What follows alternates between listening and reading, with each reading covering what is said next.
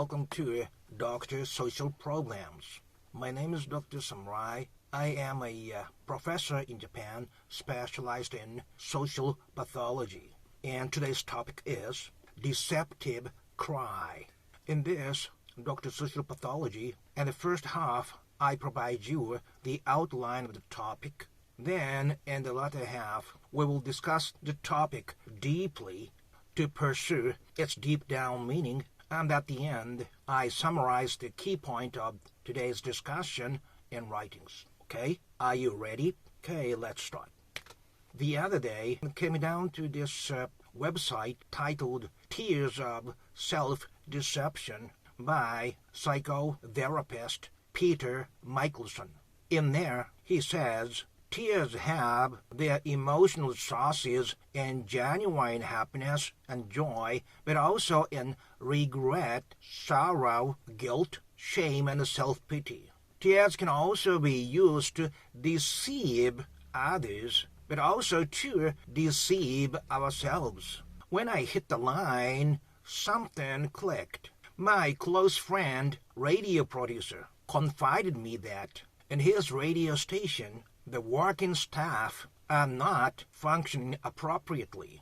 To be more precise, there is this ambitious woman who is around 50, short and fat, and obviously no talent, both in creating good radio programs or managing business.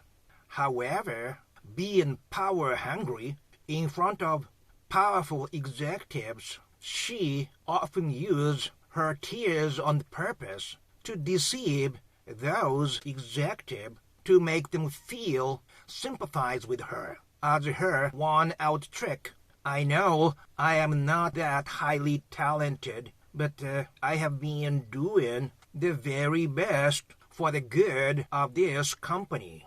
And those executives buy that deception of hers, and she is now the head of general affairs. She has been bullying others lower than her in hierarchy, even killing positive proposals if it was handed in by somebody she hates, like my friend. If you are interested in discussing social issues deeply, please click that channel logo not to miss the next episode.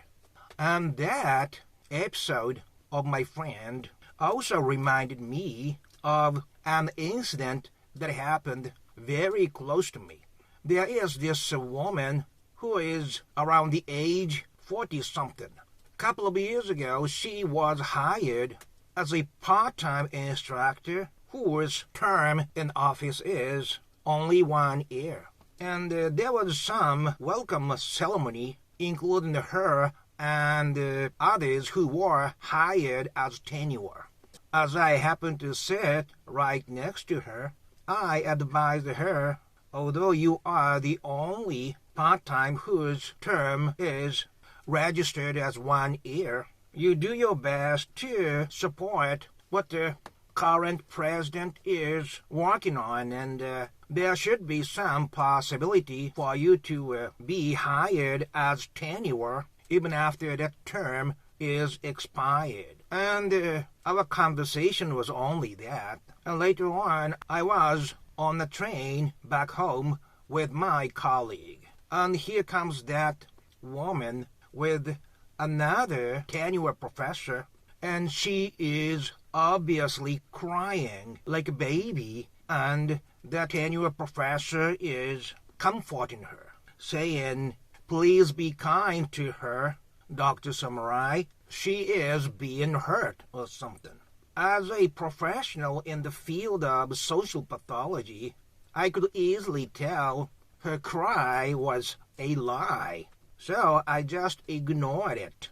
And later on, I heard this rumor that she's been knocking on the doors of all the other female tenures, saying that I did some kind of power harassment to her, and making friends with the multiple tenure professors 1 year after she was hired as a tenure instructor. True story. What do you think about this episode? A woman in middle 40s. They never truly cry like a little girl unless she has some kind of ulterior motive.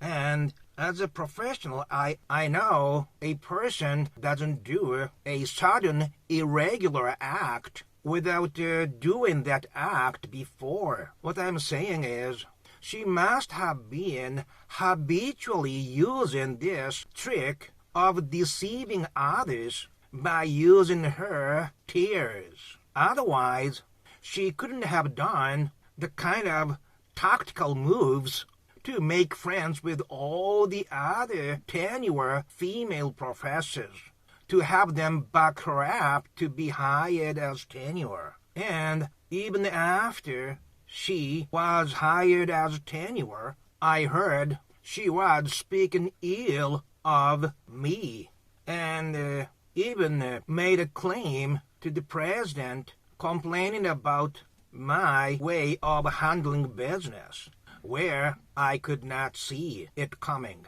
In addition to that, I witnessed she was proudly talking like a business executive on her cell phone to somebody probably lower than her, with her office door large open. I happened to pass by in front of her office, and she suddenly closed it, feeling embarrassed to be seen by me. She was talking aggressively with her hand on her waist. Those moves to make friends with the female tenure professors, making hidden claim against me behind my back, and talking proudly and aggressively to somebody outside with her hand on her waist. All these aggressive acts are saying my judgment of her cry as being deceptive was correct.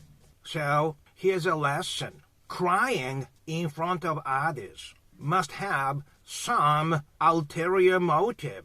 Otherwise, that person does not have to show it to others. She is showing it because she is wanting some kind of sympathizing reaction from others. What do you think about my episode? I would love to hear what you think about this episode, and I would love to hear if you have experienced a similar case around you at the comment section. And if you like this kind of deep discussions of social event, please click channel logo either now showing or at the ending scene. And also, I would truly appreciate if you click that thumbs up sign, because it gives me great encouragement to keep going, although I do not cry. Oh, by the way, that woman's office is right next to mine now. True story. Okay, thank you for watching till the end, and whatever troubles you may have had today, I wish you peaceful night wherever you are, my friend, on this same small planet Earth. Okay, bye-bye, until next time.